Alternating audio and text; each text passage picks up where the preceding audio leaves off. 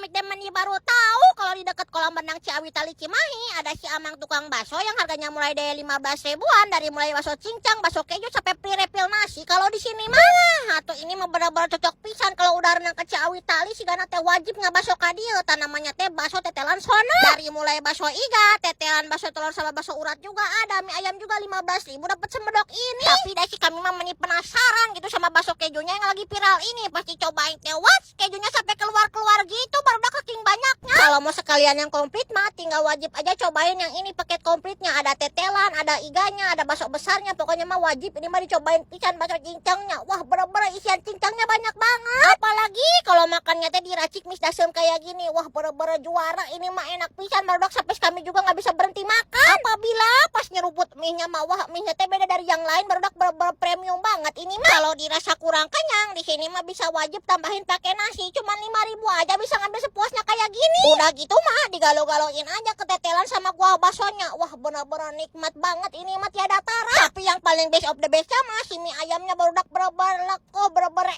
enak, bener-bener gurih. Ayamnya banyak, potongannya gede-gede. Wah bener-bener ini mah kenyang 15.000 juga. Jejer lia singa cawajek kan. Iyo teh mendingan pisan.